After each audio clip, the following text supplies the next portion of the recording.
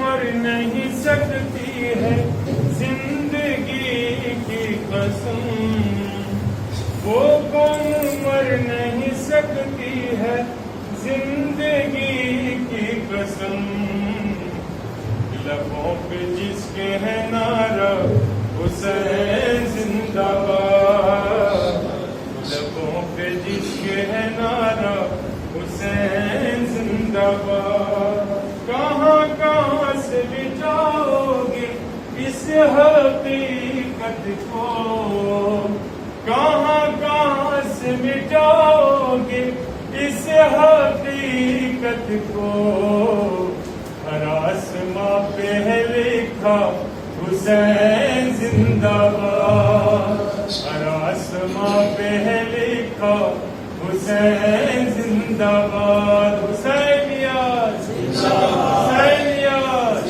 محمد والے محمد صلوات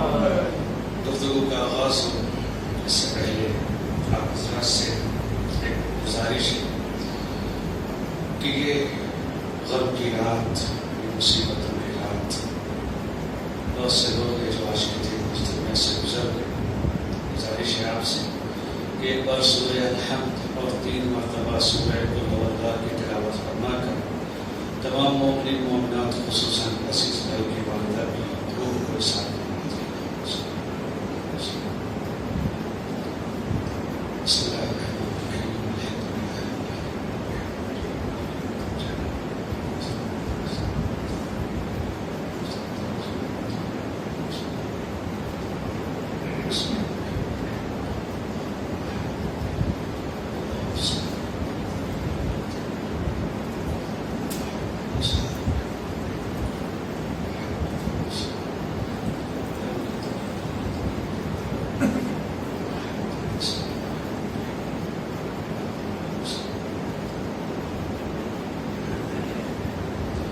سوال پڑھتے ہیں محمد والا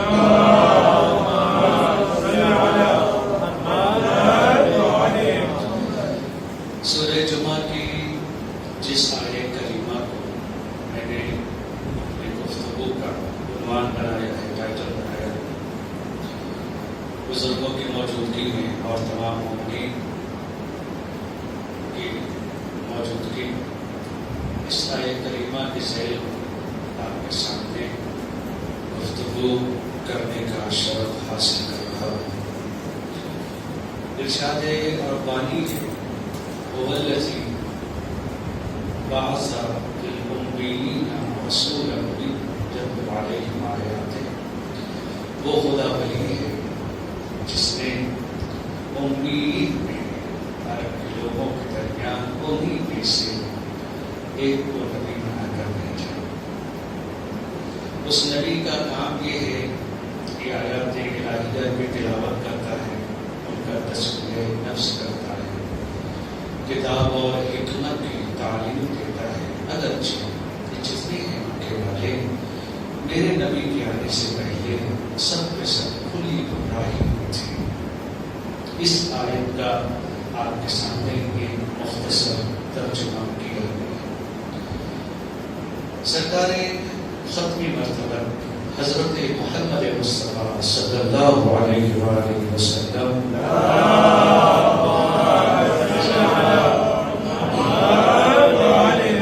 کائنات کے لیے وہ اکیلی ذات جس نے انسانوں کو جینے کا ایک ہنر دیا اور جینے کا ایک طریقہ دیا۔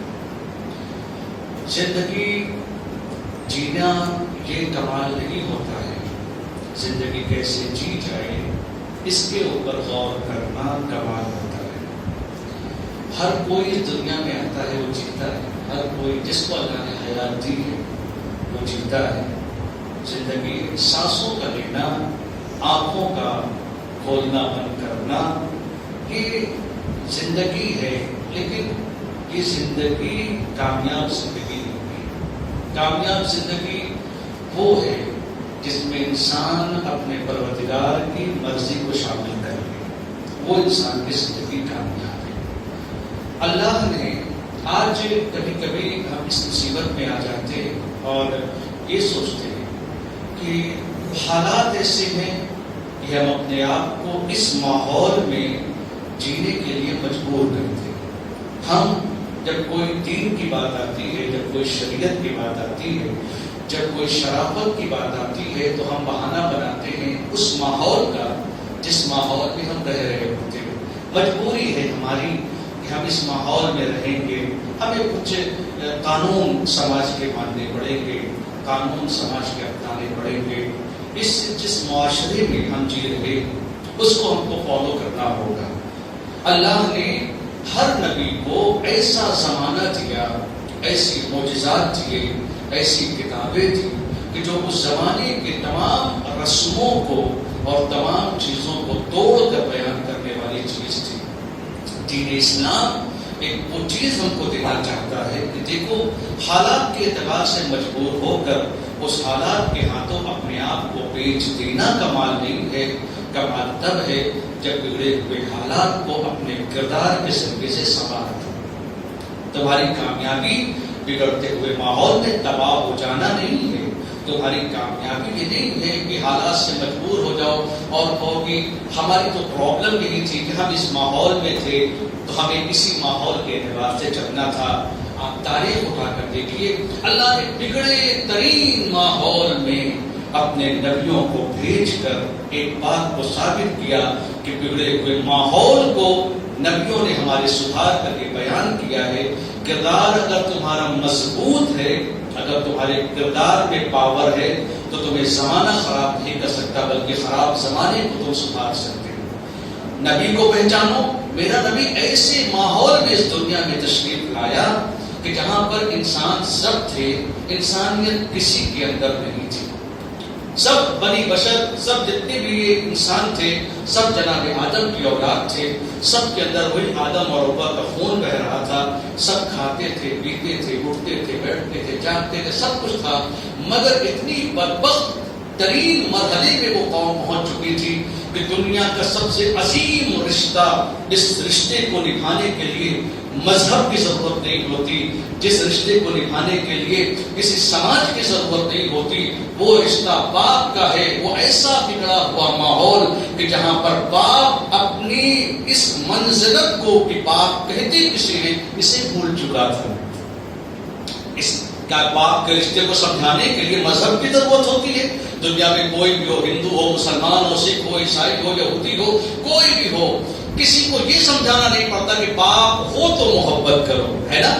کسی کو سمجھانا پڑا ہے واسطے کہ تمہارے بچہ پیدا مبارک ہو، تم باپ بن جاؤ، اب اپنے بچے سے کل سے محبت کرنا. کہا نہیں، باپ اسے کہتے ہیں جسے محبت کو بنانا نہیں پڑتا ہے. بچہ دنیا میں آیا، اللہ خود بخود اس کے وجود کے اندر اس بچے کی محبت ڈال دیتا ہے. چاہے یہ کافر ہو، چاہے یہ ملحد ہو، چاہے یہ زندیق ہو، چاہے خدا کو بھی نہ مانتا ہو، مگر اپنے بیٹے کی محبت اس کے دل میں آ گئی. اب آپ سوچئے پیغمبر اس ماحول میں آ رہے ہیں جہاں پر باپ یہ بھی نہیں پہچانتا ہے کہ بیٹی سے محبت کرنا ہے کہ نہیں کرنا ہے. ایسے ماحول میں اللہ نے اپنے نبی کو بھیجا کہ سدھارنا ہے تم کو ان کو. اور پیغمبر نے اس ماحول میں آنے کے بعد کیا کمال شرافت دکھائی ہے. پیغمبر نے کہا ایک چیز یہاں پر کہہ دوں، انسان سب سے بڑی ایک بہت اچھی حکایت ہے، اور یہاں سے کہہ دوں کہ انسان کو زندگی میں ہر موجود سے جتنی بھی عزیز بھائی دنیا میں جتنی بھی چیزیں کچھ نہ کچھ ہر ایک سے سیکھنے کو ملتا ہے. کسی نے کہا کہ مچھلی سے بھی کچھ سیکھو. کیا سیکھنا ہے؟ کہا مچھلی سے یہ سیکھو روشن بھائی کہ منہ نہ کھولو ہر جگہ. جو شکاری ہے مچھلیوں کو جانتے ہوں گے کہ مچھلی کی سب سے بڑی مصیبت یہ ہوتی ہے جب دریا کے اندر وہ منہ کھولتی ہے، ادھر منہ کھولا اور کانٹے میں وہ پھنس جاتی ہے. ہاں، مچھلی کا کانٹا آپ دیکھتے ہیں تو مچھلی اس میں پھنس جاتی ہے. کہا اس لیے کہ سامنے والا آپ کے منہ کے کھلنے کا انتظار کر رہا ہے. آپ منہ کھولیے اور کانٹا پھنسا لیں. ہم کیا سیکھیں اس سے؟ کہا جب سامنے بیٹھو لوگوں کے ساتھ، لوگ تمہارے لیے چارہ پھینکے تو اپنا منہ نہ کھولو. منہ کھولو گے تو پھنس جاؤ گے. خاموشی میں تمہارے لیے بھلائی. ہمارے سماج کی سب سے بڑی مصیبت یہ منہ کا کھولنا، کردار کو ختم کر دیتا ہے انسان کا منہ کھولنا. اگر انسان اپنی زبان کو، اپنے منہ کو کنٹرول میں رکھے تو سماج تباہ نہیں ہوگا. سماج کی تباہی کا ذریعہ یہی ہے. پیغمبر اسلام، دیکھیں میں نے آپ کے سامنے عرض کیا تھا اور اس چیز کو کہ پیغمبر نے 40 سال تک خاموشی کو اختیار کی. ایک لمبی گفتگو ہے اور جو انشاءاللہ تعالی کبھی موقع ملا، چونکہ اتنی گفتگو اہل بیت علیہ السلام کے فضائل اور ان کی زندگی اتنی عظیم ہے کہ شاید ہماری نہیں 1400 سال سے زندگیاں گزرتی چلی جا رہی ہیں، قلم ٹوٹتے چلے جا رہے ہیں، کتابیں لکھی جا رہی ہیں، ابھی تو شاید ان کے فضائل کے سمندر کا ایک قطرہ بھی بیان نہیں ہو سکا ہے. اور ناممکن ہے کہ کوئی اہل بیت علیہ السلام کے فضائل کو بیان کر سکے. لیکن ضرورت ہے پیغمبر کو اب ایسے ماحول میں، میں نے آپ کے سامنے عرض کیا کہ ایسا ماحول جہاں پر باپ نہ جانتا ہو کہ بیٹی کے ساتھ کیا کرنا ہے، اس ماحول میں آ کر پیغمبر کو ان درندہ نما انسانوں کو انسانیت دینا ہے. لہذا پیغمبر کی ذمہ داری یہی سے بڑھ رہی ہے. آج ہماری جو سب سے بڑی مصیبت ہے، اس ملک کی ہو، یورپ کی ہو، انڈیا کی ہو، پاکستان کی ہو، دنیا کے کہیں کے ملک کی ہو، قرآن نے کہا لقد کان لکم فی رسول اللہ اسوۃ حسنہ. تمہارے لیے بہترین جینا روش زندگی، تمہارے پاس جو سب سے بڑی جینے کا سلیقہ ہے وہ کردار پیغمبر اسلام ہے، سیرت پیغمبر اسلام. اللہ کے رسول میں تمہارے لیے زندگی جینے کا پورا طریقہ موجود ہے. ہماری زندگی کہاں تباہ ہو گئی؟ اس لیے کہ جب ہم نے رسول کو چھوڑ کر بے دینوں کی پیروی شروع کر دی. اب جناب فاطمہ الزہرا جب ہمارے پاس ہوں گی اور ہم ان عورتوں کی پیروی کریں گے جو دنیا میں تو آزاد ہیں مگر اتنی زیادہ آزاد ہے کہ کسی کی پابندی نہیں ہے ان کے اندر، تو یقیناً ہمارا سماج کہاں جائے گا ہمیں معلوم نہیں. میں کردار کی طرف آ رہا ہوں. آج ہماری ذمہ داریاں کیا ہے؟ صرف اس مجلس کو یہاں پر کرنا کمال نہیں. ہم یہ دیکھیں کہ جو مجلسیں ہم کر رہے ہیں، آج بھی مجلس ہے، کل بھی مجلس ہے، کل رات میں بھی مجلس ہے، اور روز مجلسیں ہو رہی ہیں۔ اہل بیت کی جو زندگی، اسی لیے کہتے ہیں کم سے کم اگر آپ لوگ مجلسیں نہ بھی سن سکے تو اپنے گھر دکانوں میں، اپنے گھروں میں کتاب رکھیں، اور جس امام کی شہادت یا ولادت ہو ایک مرتبہ کم سے کم ایک چیپٹر ان کی زندگی کا پڑھیں، اور یہ دیکھیں کہ اس معصوم نے اپنی زندگی میں کیا کیا اور ہمارے لیے کیا دے کر چلے گئے۔ اگر ہم ان کے ساتھ نہیں چلیں گے تو ہماری زندگی تباہ ہو جائے گی۔ ہماری ضرورت ہے کہ القرآن کہہ رہا ہے کہ تمہارے لیے بہترین نمونے عمل پیغمبر کی زندگی، ان کو تمہیں اپنانا ہے، اور کیسے اپنانا ہے؟ پوری طریقے سے کتاب نے، اہل بیت علیہ السلام نے، تمام تر لوگوں نے اس چیز کو بیان کیا جو آج کی ہماری سب سے بڑی ضرورت ہے۔ آج ہم کھو گئے ہیں دنیا میں اتنا زیادہ کہ ہمیں محسوس بھی نہیں ہو رہا ہے کہ ہم کہاں چلے گئے۔ ہمارا نبی آ کر جاہلوں اور بے غیرتوں کو باغیرت بنا دے، اور ہمارے پاس اگر نبی ہو اور ہماری غیرت کھو جائے تو اس کا مطلب یہ ہے کہ ہم نے نبی کو فالو نہیں کیا۔ اہل بیت بتائیں گے کہ نبی کیا ہے۔ بہار الانوار کی روایت اور میں آپ کے سامنے پیش کرتا ہوں، کیا ہے؟ امام حسین علیہ السلام، آپ جانتے ہیں کہ جب آپ اس دنیا سے رحلت فرمائی، آپ نے تو 5-6 سال کی عمر ہے آپ کی، 7 سال کی۔ اس زمانے میں جب آپ چلے گئے، ایک دن آپ دیکھیں یہاں سے بیان کرنا ضروری ہے۔ سب سے پہلے آج ہماری ذمہ داری یہی ہے۔ امام نے پوچھا، امام حسین علیہ السلام نے اپنے بابا سے کہ بابا نانا کے بارے میں مجھے کچھ بتائیے۔ ایک یہاں پر ایک درس یہ ہے، میں اپنے خاص طور سے نوجوانوں کو یہ بتا دوں، اور میری آواز اگر میری ماں بہنوں تک بھی جا رہی ہو ان کے لیے ضرورت ہے کہ جب کبھی بیٹھا کریں اپنے بچوں کے ساتھ۔ اہل بیت کی سیرت تھی، وہ کیا تھی؟ جب امامین حسنین کریمین جب گھر آتے تھے، جناب فاطمہ زہرا پوچھا کرتی تھی آج نانا نے کیا خطبہ دیا؟ چھوٹے بچے ہیں، جب بچے گھر میں آتے نانا نے کیا خطبہ دیا؟ نانا نے یہ کہا، یہ کہا، یہ کہا، یہ کہا۔ کم سے کم یہ ہوتا ہے کہ اگر بچہ ہمارا بھی گھر آئے گا اور ہماری امی پوچھے گی تو بچہ مسجد میں آ کر چیزوں کو غور سے سنے گا۔ ایک یہ پہلی چیز، تربیت کا ایک پہلو۔ دوسرا یہ کہ اپنے بزرگوں کی باتیں کی جائے، کہ اگر ہم گھر میں آ رہے ہیں، ہمارا بچہ بغل میں بیٹھا ہوا ہے تو ہم اس کے اپنے والد صاحب کی داستان سنائیں، چونکہ میرے بچے نے اپنے دادا کو نہیں دیکھا، سے پر دادا کو نہیں دیکھا، تو بزرگ لوگ کیا کریں؟ اپنے بزرگوں کی داستان سنائیں کہ بیٹا تمہارے دادا نے یہ کیا تھا، تمہاری دادی ایسی تھی، تمہارا خاندان ایسا تھا۔ یہ ضروری ہے ہمارے۔ بابا آپ یہ بتائیے، توجہ چاہتا ہوں، بابا آپ یہ بتائیے مجھے نانا کے بارے میں، آپ یہ بتائیے کہ میرے نانا گھر میں کیسے رہتے تھے، گھر کے باہر کیسے جاتے تھے، لوگوں کے درمیان کیسے بیٹھتے تھے۔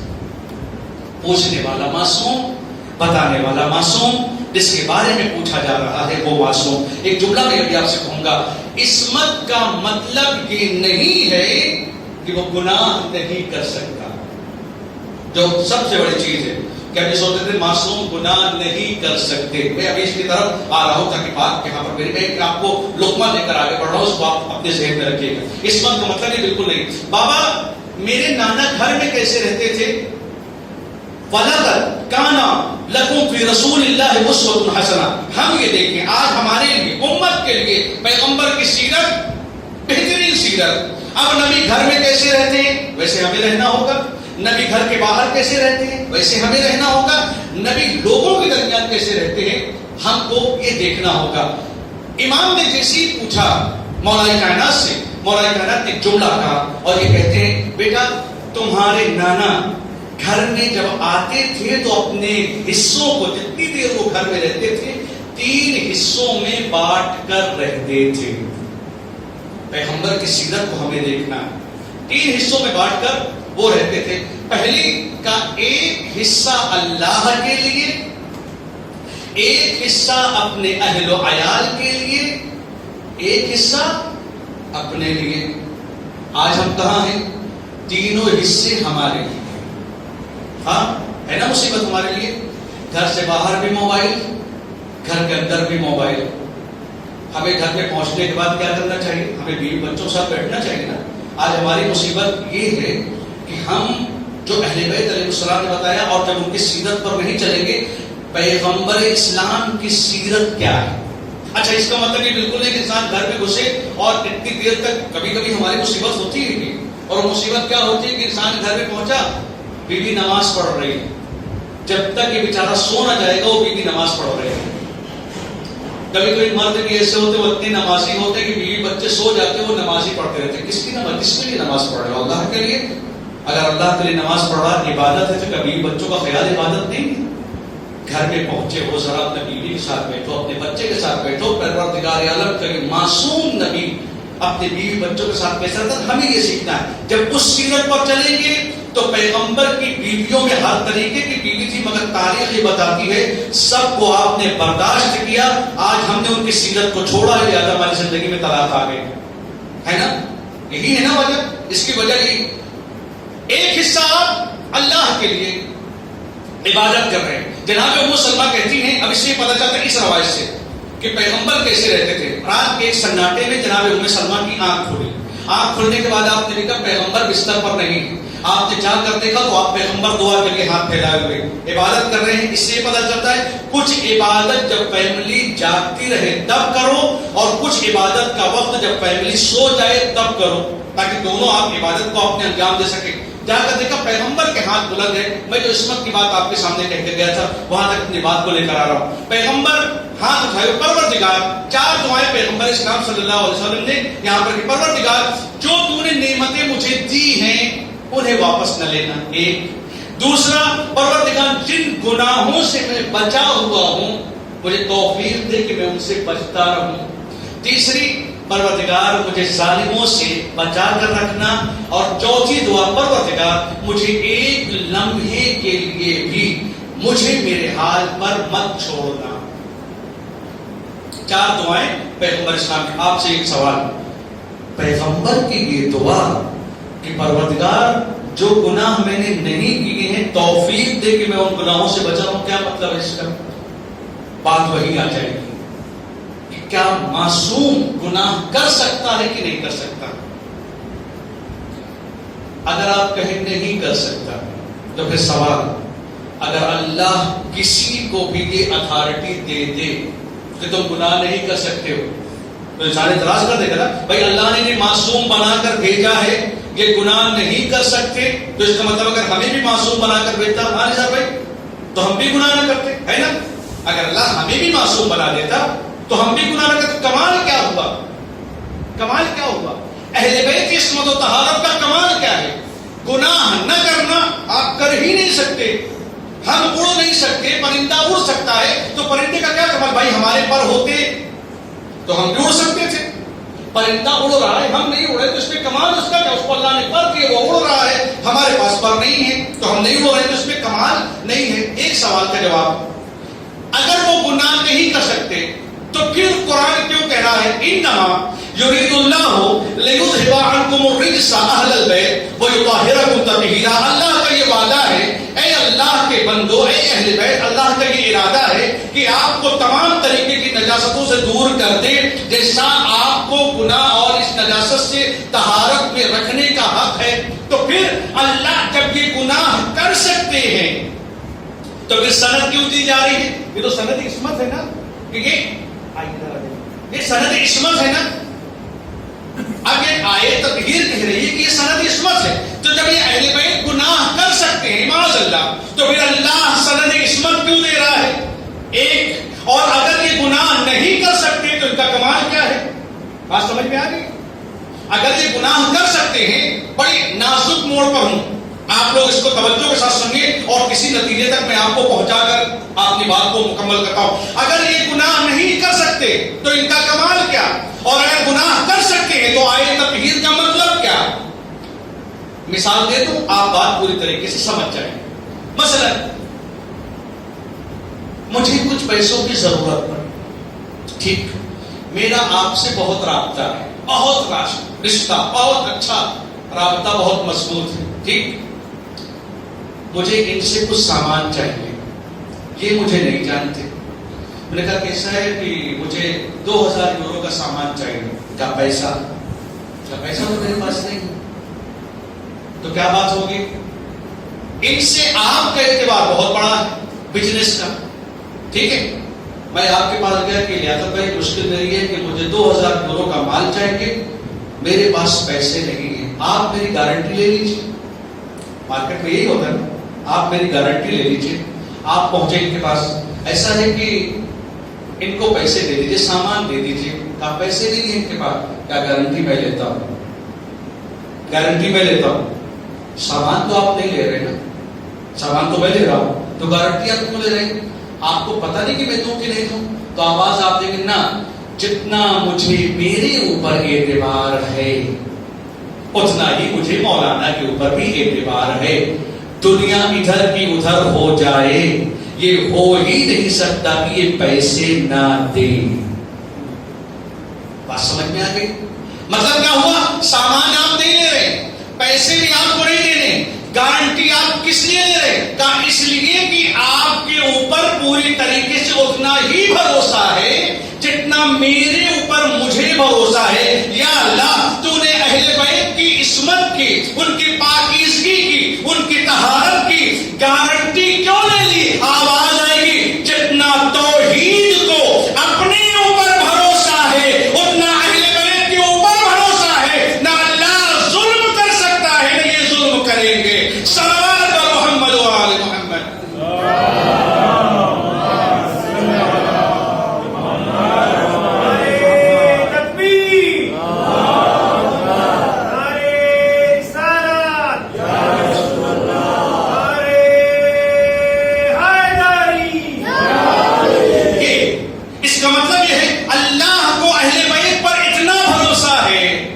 کہ آپ گناہ کر سکتے ہیں، کریں گے نہیں. تو جب توحید گارنٹی لے رہی ہے، اس کا مطلب اہل بیت کا کردار اتنا بلند و بالا ہے کہ اپنے آپ کو اللہ کے سامنے ایسا پیش کر چکے ہیں. دنیا بدل سکتی ہے، کردار اہل بیت نہیں بدل سکتا. یہ کیا کیسے ہیں گھر کے اندر؟ گھر کے اندر ایسے ہیں کہ ایک وقت اپنے اللہ کے لیے، اللہ مجھے یہ تمام چیزیں دعائیں مانگی. دوسرا لمحہ کس کے لیے؟ بیوی بچوں کے. کیسے؟ پیغمبر اسلام کی تاریخ بتاتی ہے، آپ جب گھر جاتے تھے تو اپنی بیویوں سے بات کرتے تھے، ہنسی مذاق کرتے تھے.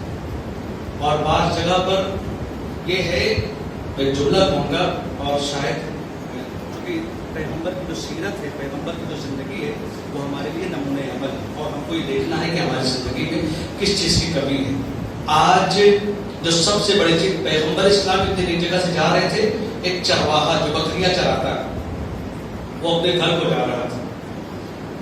اب جب چرواہا دن بھر بکریاں چرا کے آئے گا تو اس کی حالت کیسی ہوگی؟ ہمارے یہاں گڑیریا بولتے ہیں، فارسی میں چوپان بولتے ہیں، اور آپ کے یہاں کچھ اور بولتے ہیں، وہ مجھے پتہ نہیں. وہ واپس آ رہا ہے، بالکل حالت اس کی خراب ہے. پیغمبر نے کہاں جا رہے ہو؟ گھر کا. ایسے جا رہے ہو گھر؟ ایسے جا رہے ہو؟ کیا پھر کیسے جاؤ؟ کیا ذرا سا کپڑے بدل لو. بیوی کے پاس جا رہے ہو، گھر والوں کے پاس جا رہے ہو، ذرا سا تو امپریشن جمع ہوتا ہے ان کے اوپر. ذرا سا تو ایسے. آج ہمارے سماج کی سب سے بڑی مصیبت ایک میں آپ کو بتاؤں، دوریوں کی سب سے بڑی وجہ یہ ہے کہ جب کوئی ہمارے رشتوں میں آ جاتا ہے تو ہم اس رشتے کی قدر نہیں کرتے. مثال دوں آپ کو، 5ویں امام ایک دن اچھے کپڑے پہنے ہوئے تھے، داڑھی میں خضاب کیا ہوا. اس نے کہا پسند رسول آپ ایسے؟ یہ کیا میں نے اپنی بیویوں کے لیے اپنے آپ کو آراستہ کیا ہے.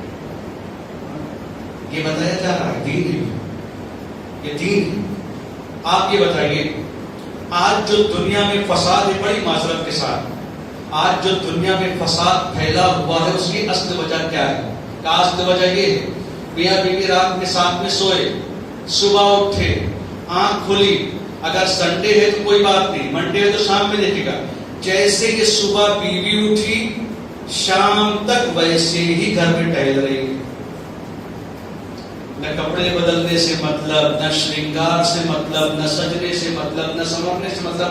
آپ یہ بتائیے، جب وہ انسان گھر میں ویسی ہی الجھی پلجھی بیوی کو اپنے دیکھے گا، گھر سے باہر نکلے گا، کہ جو شیطان ٹہل رہی ہے چاروں طرف، سجی سنوری شیاطین کو وہ انسان دیکھے گا تو اپنی اجڑی دنیا تو یاد نہیں آئے گی، وہ سنوری دنیا کے پیچھے جائے گا کہ نہیں جائے گا انسان؟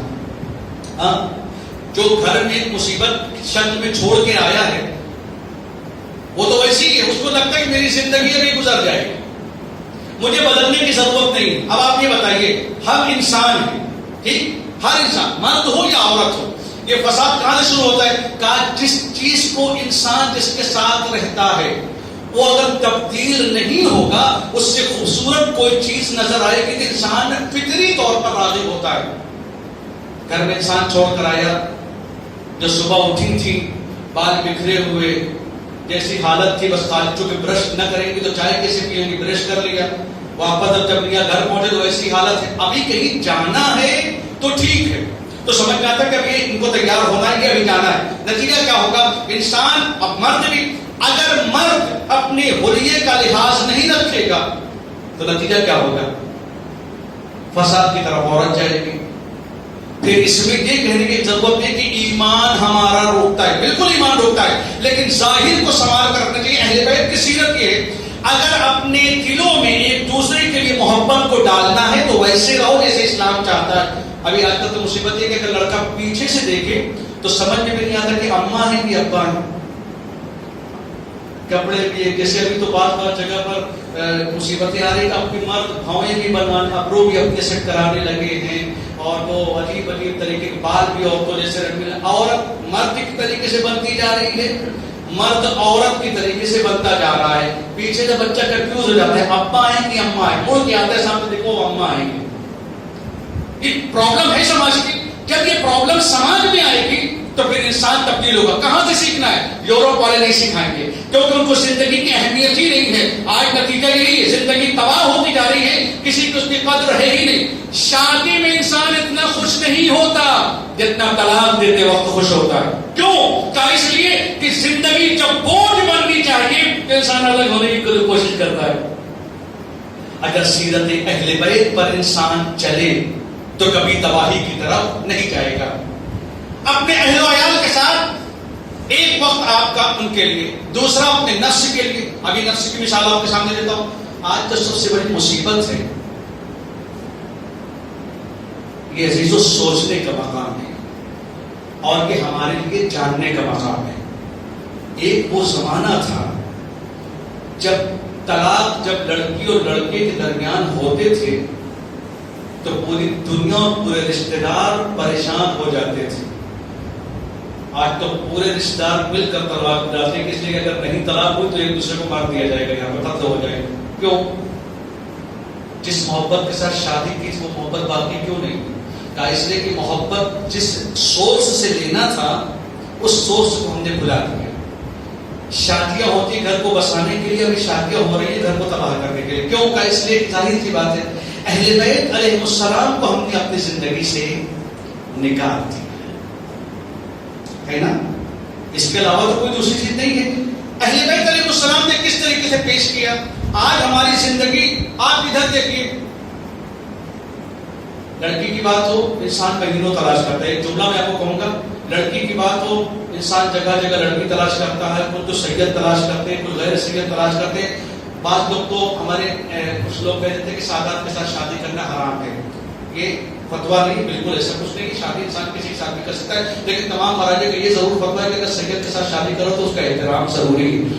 اور یہ ایک جگہ پر ایک تاریخ میں جملہ ہے کہ مرتبہ ایک تاریخ اور پوری دنیا کو گھومنے والے ایک انسان جا رہا ہے، اور جانے کے بعد اس نے ایک چیز کو دیکھا کہ ایک لوہار ہے، وہ لوہے کو، جلتے ہوئے لوہے کو اپنے ہاتھ سے اٹھائے لے رہا ہے، پکڑ رہا ہے۔ اب آپ ظاہر سی بات ہے اگر آپ کہیں جا رہے ہو، آپ دیکھیں کہ کوئی انسان چلتے ہوئے لوہے کو بغیر کسی گلوز کے اور بغیر کسی سپورٹر کے آپ کو لوہے کو اپنے ہاتھ سے اٹھا، تعجب کریں گے نا، یہ کون ہے یہ جو چلتے ہوئے لوہے کو اپنے ہاتھ سے اٹھا لے رہا ہے؟ عزیزان گرامی، آج ہماری ضرورت ہے سیرت سرکار دو عالم پر چلنے کی۔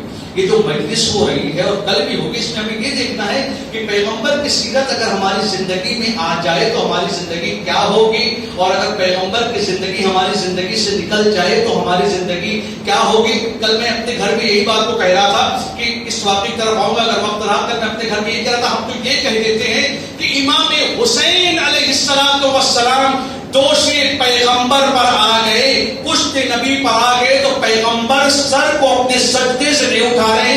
بات یہاں عصمت کی نہیں، تربیت کی ہے، بات یہاں تربیت کی ہے۔ ہمارے یہاں کیا مصیبت ہوتی ہے، اگر ہمارے سجدگاہ کو سامنے سے ہمارا بچہ اٹھا لے، اگر باپ نماز پڑھا تو ماں کو تماچے لا کر مار دے، تمہیں سمجھ میں نہیں آ رہا باپ نماز پڑھ رہا ہے؟ پیغمبر اپنے سر کو نہیں اٹھا رہے، کیا بتا رہے؟ کہا دیکھو بچوں کے ساتھ برتاؤ کیسے کرنا ہے، بیوی کے ساتھ برتاؤ کیسے کرنا ہے، خاندان کے ساتھ برتاؤ کیسے کرنا ہے، قبیلے کے ساتھ برتاؤ کیسے کرنا ہے۔ اگر اس چیز کو ہم سمجھ گئے تو ہماری زندگی کامیاب ہے۔ وہ انسان نے دیکھا کہ یہ انسان لوہے کو اپنے ہاتھ سے اٹھا رہا ہے، کبھی تم کون ہو؟ کوئی ولی ہو، کیا ہو کہ چلتے ہوئے لوہے کو اپنے ہاتھ سے اٹھا رہے ہو؟ کہا یہ داستان بہت بڑی ہے۔ کہا کیا ہے داستان؟ کہا میں ایک دن اپنے دکان کے شٹر کو گرا رہا تھا، اسی وقت ایک عورت نے آ کر مجھ سے مدد مانگی۔ عورت خوبصورت تھی، میری نیت خراب ہو گئی۔ عزیزان گرامی، انسان کا کمال یہ ہے کہ مدد دینے سے لیے، کسی کی مدد کرنے کے لیے نفس کو اپنے دور رکھے۔ عورت اگر بھیک مانگے تو انسان کا نفس فوراً کنٹرول کرتا ہے کہ بھیک مانگ رہے تو کچھ اور بھی یہ عطا کر سکتی ہے۔ کہا ہم تم کو تو دیں گے مگر ایک شرط ہے کہ تم اپنی آبرو مجھے دو۔ اس نے کہا شرم آنی چاہیے تو میں نے اپنی ضرورت کا تم سے مطالبہ کیا، اس کا مطلب یہ نہیں ہے کہ میں اپنی آبرو ہاتھ پر لے کر ٹہل رہی ہوں۔ گھر گئی مگر بچے چونکہ 3 دن سے بھوکے ہیں، گھر میں کچھ کھانے کو نہیں ہے، لہذا اس کی مجبوری ہے وہ آ کر ہاتھ پھیلائے۔ ایک جملہ اس نے کہا کہ ایک کام کرو، جو تمہیں چاہیے وہ لے لو، مگر میری مجبوری یہ ہے کہ تم سے مجھے پیسے چاہیے کیونکہ میں اپنے بچوں کی بھوک نہیں دیکھ سکتی۔ کہا ٹھیک ہے، شٹر گرا ہے، گھر لے کر گیا۔ گھر پہنچا، ادھر ادھر اس نے دیکھا کوئی نظر نہیں آ رہا، کہا تم اندر گھر کے گھسو۔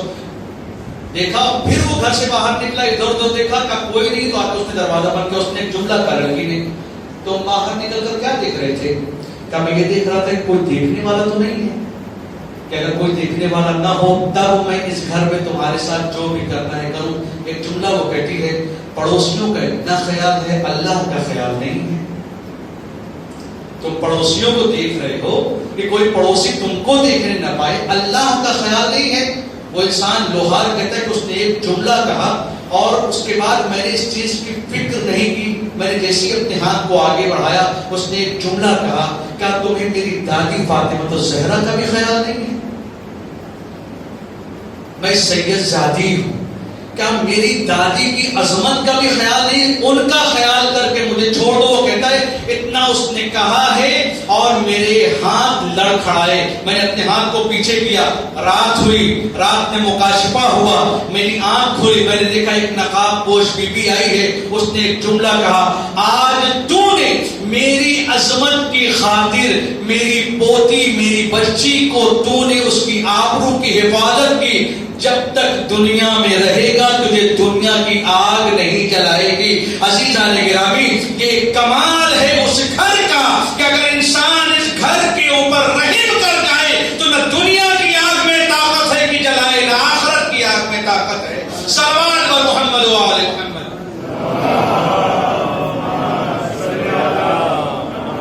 ہماری زندگی سے اہل بیت قریب ہونے چاہیے۔ جس دن ہماری زندگی سے اہل بیت دور ہوں گے ہم تباہی میں چلے جائیں۔ پروردگار ہمیں ایک لمحے کے لیے بھی میرے حال پر نہ چھوڑنا۔ ام سلمہ کہتی ہے یا نبی اللہ آپ تو معصوم ہیں، آپ کو اللہ آپ کے اوپر کیوں چھوڑے گا؟ آواز دی ام سلمہ شاید تمہیں پتہ نہیں ہے میرے بھائی یونس کو اللہ نے ایک لمحے کے لیے چھوڑا تھا، ایک لمحے کے لیے، اور وہ لمحہ اتنا سخت ہو گیا کہ جناب یونس شکم ماہی میں چلے گئے۔ اس وجہ سے سبحانک لا الہ الا انت، پروردگار تو ہے، اپنے اوپر ظلم کیا جناب یونس نے ایک لمحے کے لیے، اللہ نے ان کو اگر ان کے اوپر چھوڑ دیا۔ اللہ کا نبی یہ بتانا چاہ رہا ہے اگر زندگی کو جینا ہے تو اپنی زندگی کو اللہ کی مرضی کے اوپر ڈھال دو۔ اگر ایک لمحے کے لیے اللہ نے اگر اپنی نظر کرم کو ہٹا لیا تو ہم تباہ ہو جائیں گے۔ یہ ہماری زندگی، آج جس نبی نے ہم کو جینا سکھایا، جس نبی کی زندگی ہمارے لیے، اور یہ جو گفتگو ہے نامکمل کل انشاءاللہ تعالی آپ کے سامنے بیان کروں گا کہ کس طریقے سے پیغمبر کو گھر کے اندر کیا ہے، گھر کے باہر کیا ہے، اور لوگوں کے ساتھ کیا ہے۔ گھر کے اندر ہماری زندگی کیسی ہونی چاہیے، قرآن کی آیت نازل ہوئی ما کان محمد وما محمد الا رسول. یہ جو آیت ہے وما محمد الا رسول، محمد کچھ نہیں ہے سوائے رسول کے. روایت کا جملہ ہے کہ جب یہ آیت نازل ہوئی تو شاید سب نے پیغمبر کو کہا کہ رسول اللہ ہے.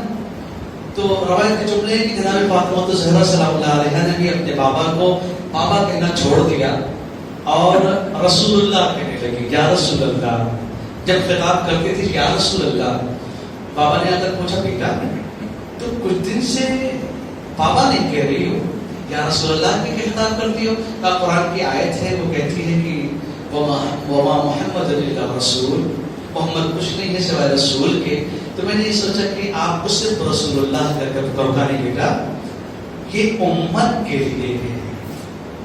تم بابا کہتی ہو تو تمہارے بابا کو سکون ملتا ہے.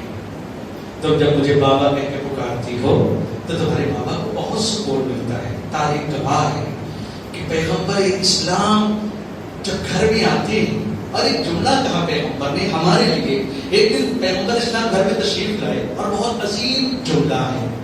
آپ گھر میں تشریف لائے تو تاریخ میں یہ تو دیکھا ہے کہ جناب فاطمہ سلام اللہ علیہا کی مشکلات کو دیکھ کر مولا کائنات کی آنکھوں سے کبھی کبھی آنسو نکلتے تھے اور ایک جملہ کہتے تھے فاطمہ میں تمہارے لیے کوئی آسائش کا سامان نہیں کر پایا، میں تمہارے لیے کچھ اچھا نہیں کر پایا.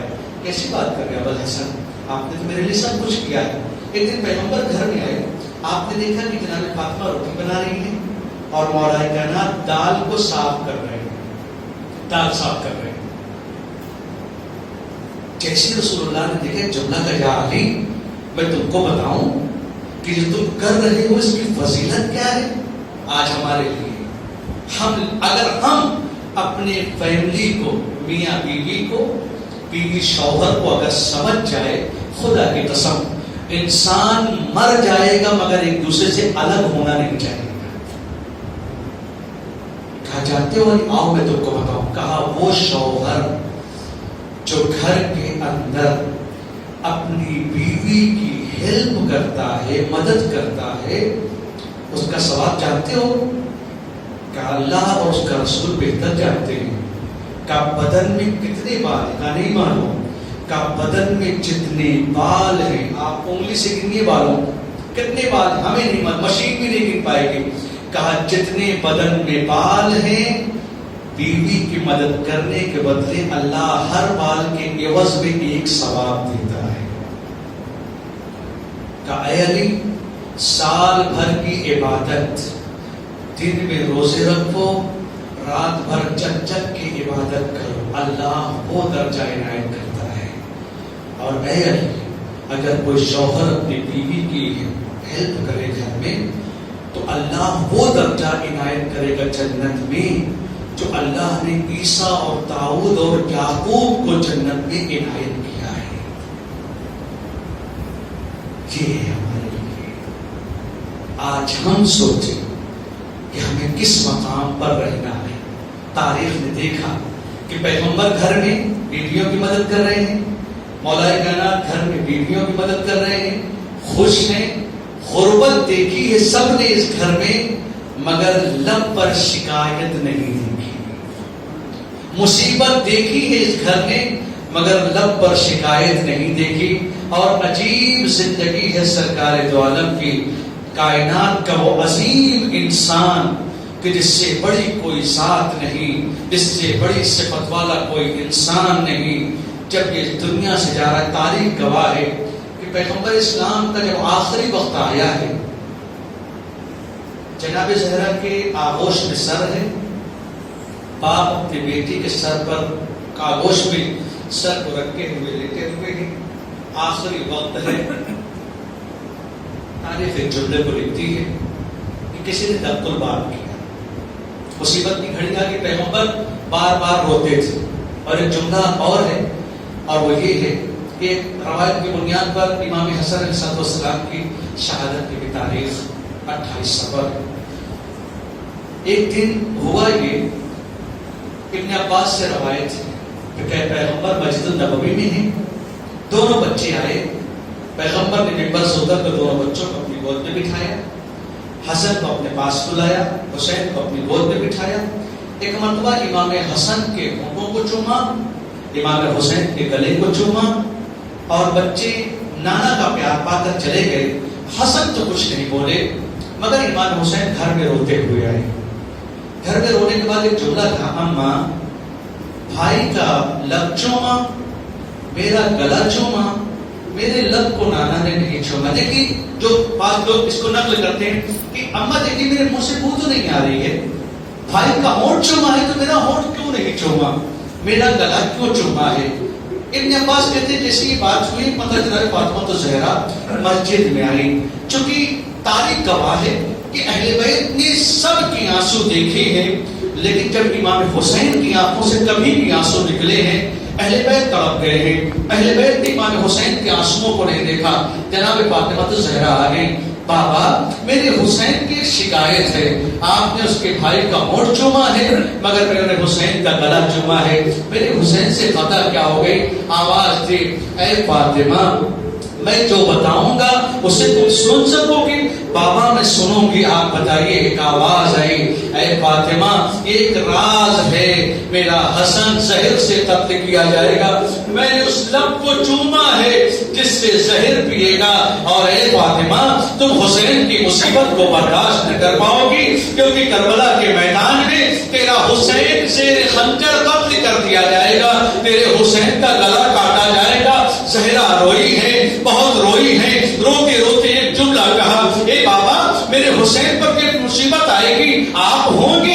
نہیں فاطمہ میں نہیں ہوں گا. میرے علی ہوں گے؟ نہیں فاطمہ علی نہیں ہوں گے. کیا میں ہوں گی؟ نہیں بیٹا تم بھی نہیں ہوگی. کہا بابا پھر کون ہوگا؟ کہا اے فاطمہ غم نہ کرو، ایک قوم آئے گی جو تیرے بچوں کے اوپر روئے گی. اے عزادارو جیسے ہی یہ سارے واقعات ہو گئے رسول خدا ہمیشہ گریا کرتے ہیں، رسول خدا ہمیشہ روتے ہیں، اس لیے کہ آپ کی نگاہیں دیکھ رہی ہیں کہ آپ کے بعد آپ کی اولاد کے ساتھ کیا ہونے والا ہے، آپ کے بچوں کے ساتھ کیا ہونے والا ہے. دق الباب ہوا. فاطمہ زہرا نے ایک جملہ کہا، میرا بابا آرام کر رہا ہے، لیکن پھر دق الباب ہوا. میرا بابا آرام کر رہا ہے، دق الباب دروازہ کھٹکھٹا رہا ہے. ایک مرتبہ ایک جملہ کہا فاطمہ زہرا نے، اے آنے والے میں نے کہا ہے میرا بابا آرام کر رہا ہے ابھی چلا جا.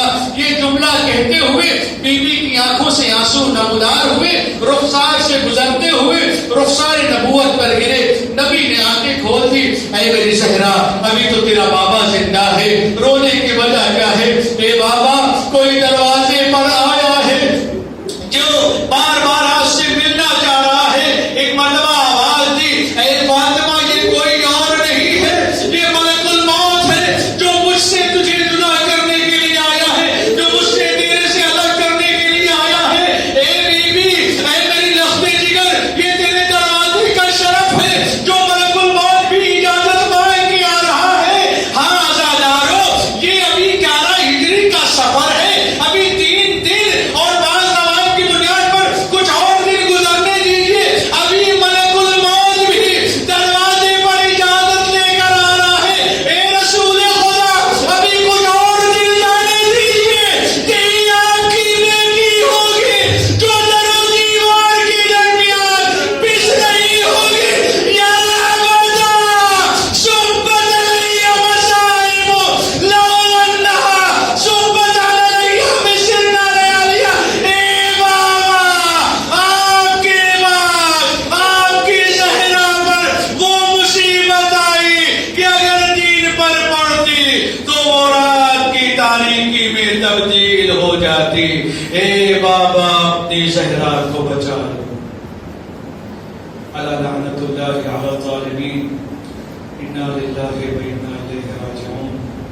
بسم تصاحی تسلیما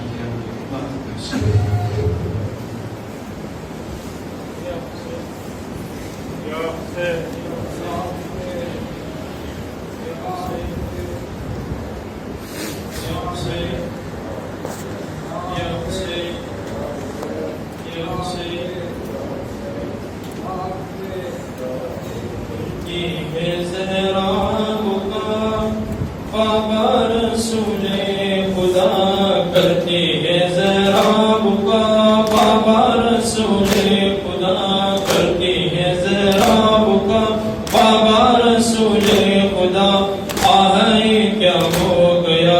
بابا رسول خدا کرتی ہے زہرا بکا بابا رسول خدا کرتی ہے زہرا بکا بابا رسول خدا آئے کیا ہو گیا بابا رسول خدا آئے کیا ہو گیا بابا رسول خدا ہوتے ہیں جنوں ملک پیرا مدینہ ہوا ہوتے ہیں جنوں ملک پیرا مدینہ ہوا چل بھر سے سوئے جنا بابا رسول خدا چل بھر سے سوئے جنا بابا رسول خدا آئے کیا ہو گیا بابا رسول خدا کرتی ہے زہرا بکا بابا رسول خدا کرتی ہے زہرا بکا بابا رسول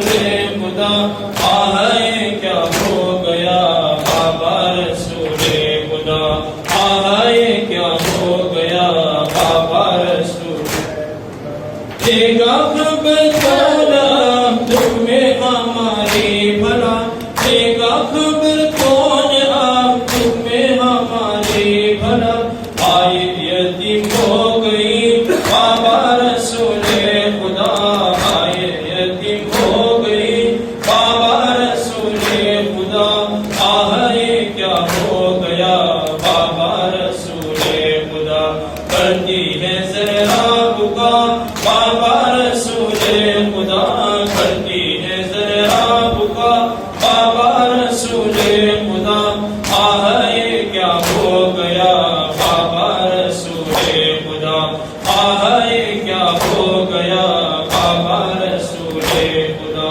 ہوتی ہے زینب کھڑی سر بھی ہے ان کا کھلا ہوتی ہے زینب کھڑی سر بھی ہے ان کا کھلا منہ سے تو بولو ذرا بابا رسول خدا منہ سے تو بولو ذرا بابا رسول خدا آئے کیا ہو گیا بابا رسول خدا کرتی ہے زہرا بکا بابا رسول خدا کرتی ہے زہرا بکا بابا رسول خدا آئے کیا ہو گیا بابا رسول خدا آئے کیا ہو گیا بابا رسول خدا حیدر کرار کا حال کہوں کیا بھلا حیدر کرار کا حال کہوں کیا بھلا ہو گئے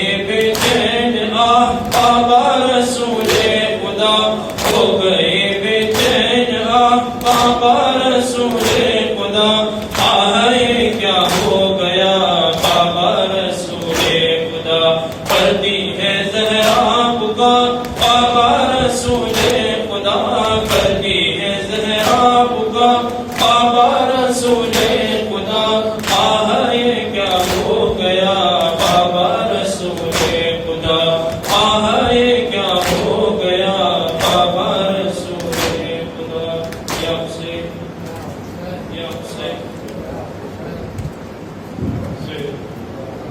یا حسین یا حسین کیا بتاؤں میں نانا کربل میں کیسے لٹا دل کیا بتاؤں میں نانا کربل میں کیسے لٹا دل رو رو کے زینب پکاری کھانا کے روزے پہ جا کر کیا بتاؤں میں نانا کربل میں کیسے لٹا کر کیا بتاؤں میں نانا کربل میں کیسے لٹا کر قلعے سے میں نے یہ منظر خود اپنی آنکھوں سے دیکھا پیروں کے جب درمیان میں بھائی کا لاشا پڑا تھا گردن پہ آہستہ سا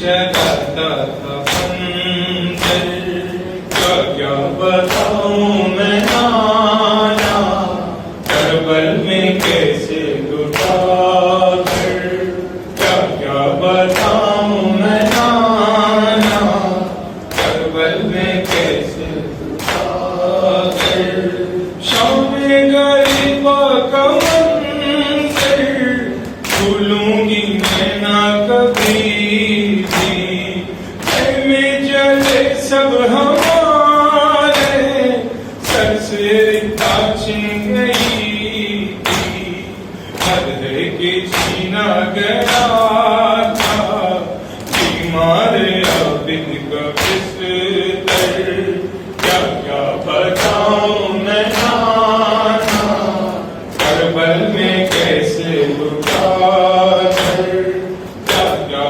بتاؤں میں نانا، کربل میں کیسے لٹا کر، مارا کر ایک رسم میں سسریتا چھن گئی تھی، بے پردہ تھی بنت زہرا، بازار سارے سجے تھے، کئی بار گرتا زمین پر نیزے سے عباس کا سر، کیا کیا بتاؤں میں نانا، کربل میں کیسے لٹا کر، کیا کیا بتاؤں میں نانا، کربل میں کیسے لٹا کر، کڑیل جہاں میرا اکبر دم توڑتا تھا